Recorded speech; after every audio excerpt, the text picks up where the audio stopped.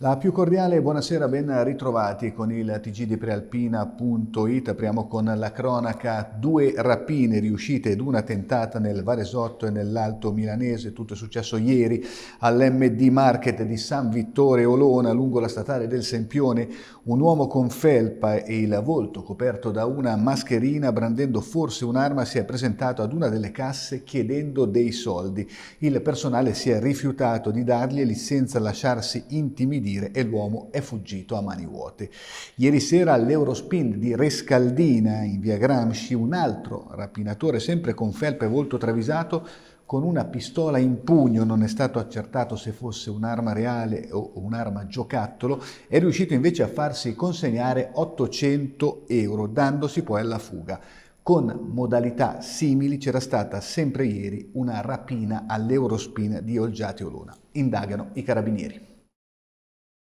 La guerra in Ucraina, la fuga dei profughi e l'accoglienza italiana. A Varese è stato attivato un punto di raccolta di beni di prima necessità al MIV. Il servizio è stato realizzato da Barbara Zanetti con immagini di Angelo Puricelli di Agenzia Blitz.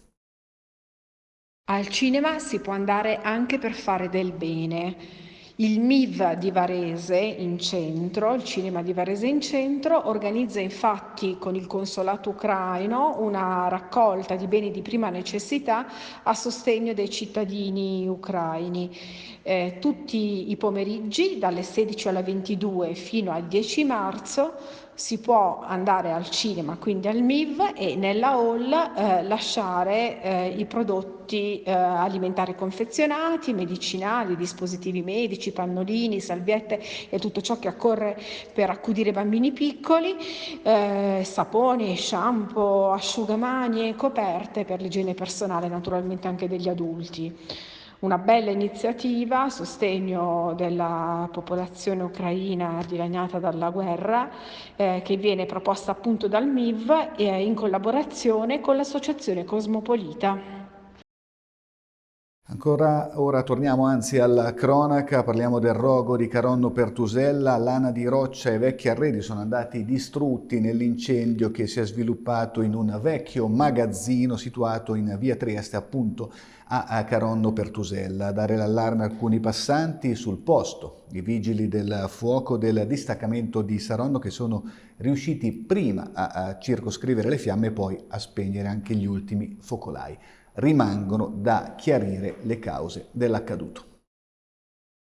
Rimaniamo in tema perché un incendio si è sviluppato oggi nel primo pomeriggio sul pratone compreso tra la curva dei Vagunei e la chiesa di San Matteo a Malnate. Gli abitanti della zona hanno immediatamente lanciato l'allarme e si sono prodigati per cercare di spegnere le fiamme utilizzando canne dell'acqua, secchi e altre attrezzature improvvisate.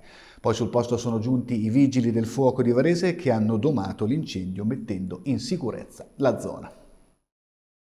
Musei gratis a Varese a partire dalla prossima domenica 6 marzo e per ogni prima domenica del mese. Torna l'iniziativa del Comune per avvicinare sempre più persone alle proposte culturali della città. Durante queste domeniche sarà possibile visitare gratuitamente il Museo di Arte Moderna e Contemporanea del Castello di Masnago, dove prosegue la mostra Il Giappone, disegno e design, e il Museo Archeologico di Villa Mirabello con la mostra La civiltà delle palafitte.